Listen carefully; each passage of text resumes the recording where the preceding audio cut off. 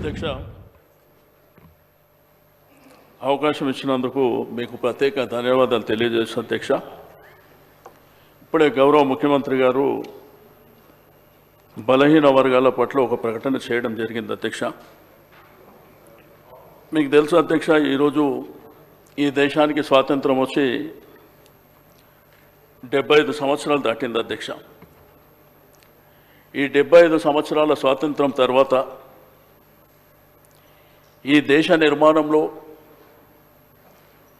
ఈ రాష్ట్ర నిర్మాణంలో ప్రధాన భూమిక పోషించింది బడుగు బలహీన వర్గాలు, వెనుకబడిన తరగతులు, అణగారినటువంటి ప్రజలే అధ్యక్ష. ఏ రంగంలో తీసుకున్నా కానీ ప్రధానమైనటువంటి భూమిక పోషించినటువంటి పరిస్థితి. కానీ ఈరోజు సామాజికంగా, రాజకీయంగా, ఆర్థికంగా ఒకసారి ఆలోచన చేస్తే దేశవ్యాప్తంగా కానీ రాష్ట్ర వ్యాప్తంగా కానీ ఎప్పుడు మా హక్కుల కోసం పోరాటాలు చేసేటువంటి సందర్భాలు, లేకపోతే మాకు ఇది కావాలి అని డిమాండ్లు చేయడమే తప్ప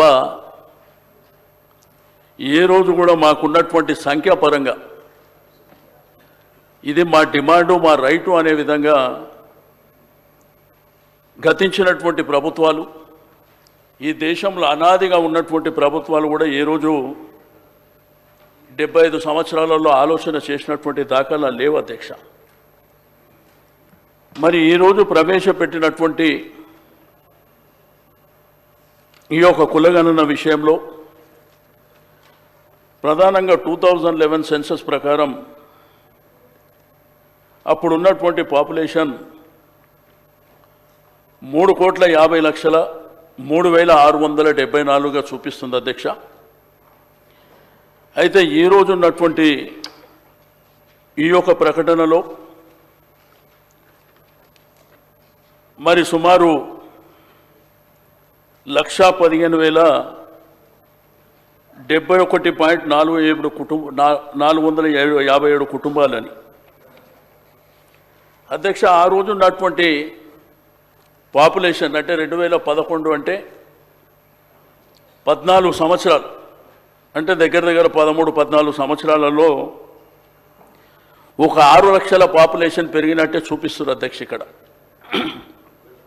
370 అంటే మీరు చేసింది 354 అయితే 96.9 అయితే ఇంకా 3.1 పార్టిసిపేట్ చేయలేదనేటువంటి.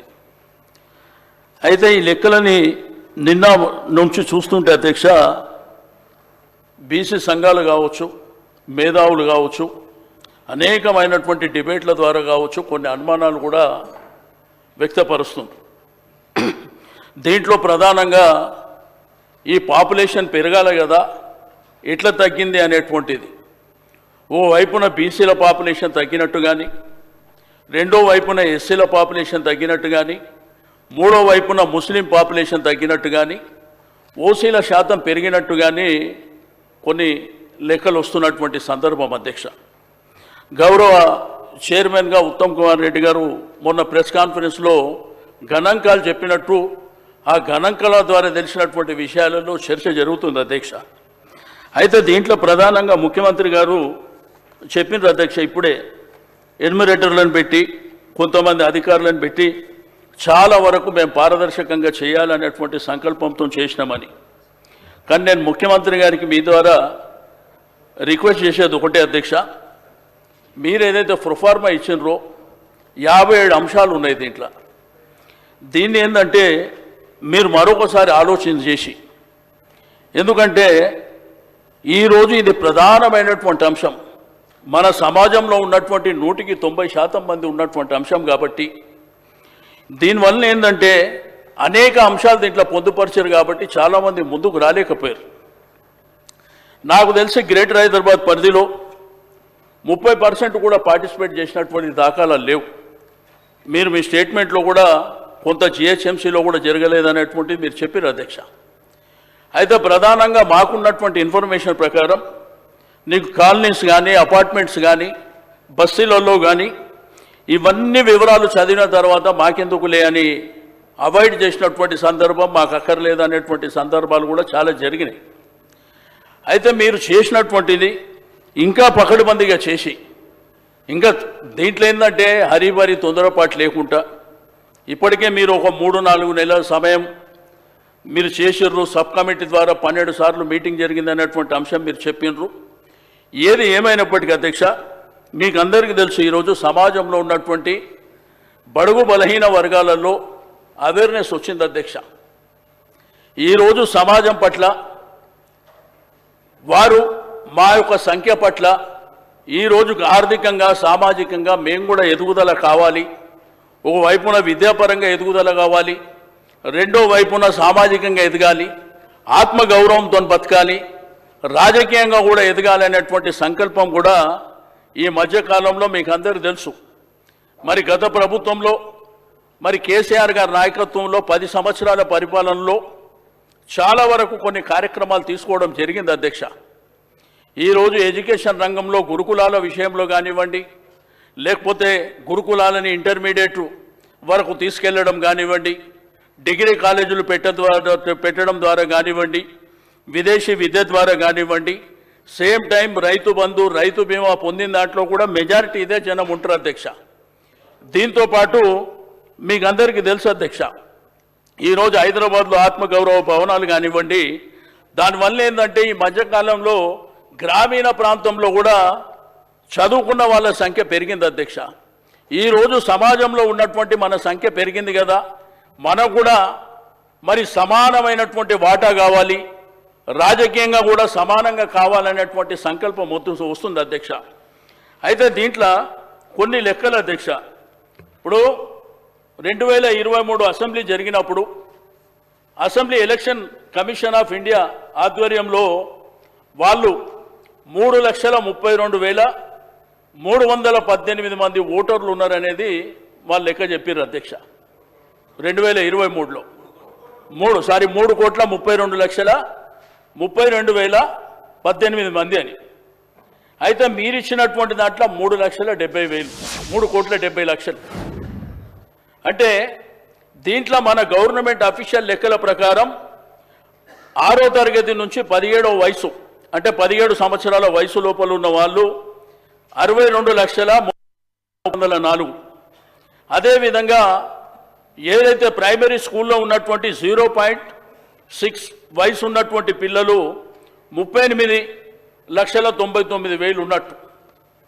ఓవరాల్గా తీసుకుంటే ఈ 4,33,61,822 నుంచి ఈ 3,70,00,000 మీరు ఏదైతే నివేదిక ఇచ్చిండ్రో అవి తీస్తే 62,84,268 మంది ఎక్కడ పోయినట్టు. ఈ లెక్కలు గవర్నమెంట్ ఇచ్చిన లెక్కలే. ఈ స్కూల్ చదువుతున్నటువంటి కాలేజ్ చదువుతున్నటువంటి పిల్లల లెక్కలు అఫీషియల్గా గవర్నమెంట్ ఇచ్చినటువంటి. కాబట్టి నేను దయచేసి మీ ద్వారా గౌరవ ముఖ్యమంత్రి గారికి ప్రభుత్వానికి మీకేందంటే ఈరోజు మనము ఇది కేంద్ర ప్రభుత్వానికి ఇక్కడ తీర్మానం చేసి పంపించాలనేటువంటి ఆలోచన మీరు చేస్తుండొచ్చు. కానీ గతంలో కేసీఆర్ గారి ప్రభుత్వంలో 2014లోనే మనకు రిజర్వేషన్లు కావాలి, మన సామాజిక అంశాలు ఈరోజు వాళ్లకు ఎడ్యుకేషన్ రంగంలో కానివ్వండి, సేమ్ టైం ఉద్యోగ అవకాశాల విషయంలో తీర్మానం చేసి 10 సంవత్సరాల క్రితం పంపించారు. కాబట్టి తీర్మానం చేసి పంపేయడం మూలాన మనకు వచ్చేది ఏమి ఉండదు అధ్యక్ష.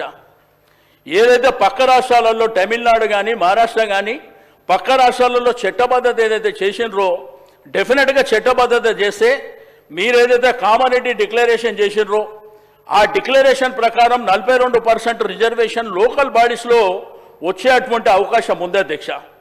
కాబట్టి దయచేసి మీరు ఆ దిశగా ఆలోచించాలి. ఎందుకంటే మేము సర్వే చేసినాం, మేము ఇక్కడ తీర్మానం చేసినాం, ఢిల్లీకి పంపించినాం అంటే అది సరిపోదు అధ్యక్ష. ఈ సమాజం కూడా యాక్సెప్ట్ చేసే పరిస్థితిలో లేదు. దయచేసి ఇది తప్పకుండా ఆ ఫలాలు వాళ్ళకు అందాలంటే మీరు తప్పకుండా చట్టబద్ధత చేయవలసినటువంటి అవసరం ఉన్నదని నేను ఈ సందర్భంగా తెలియజేస్తూ ఉన్నా అధ్యక్ష. అదేవిధంగా సర్వే విషయంలో కులగణన అంటే సింపుల్గా మన కులానికి సంబంధించి మన రెసిడెన్షియల్ అడ్రస్ కానివ్వండి, సేమ్ టైం నేను ఉద్యోగం చేస్తున్నావా వ్యాపారం చేస్తున్నావా ఆ అంశాలు సరిపోతాయి. ఇందులో 56 అంశాలు పొందుపరచడం మూలాన కొంత ఇబ్బంది ఉంది. కావాలంటే మీరు పబ్లిక్ డొమైన్లో పెట్టండి, తప్పకుండా ఆ వివరాలు సేకరించవలసినటువంటి అవసరం ఉంది.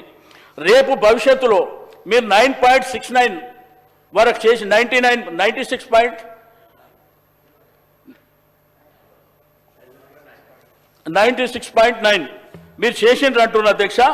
రేపు ఈ 3.1% కూడా చేయలేదంటే ఇది మనకు రేపు కోర్టులో కానివ్వండి.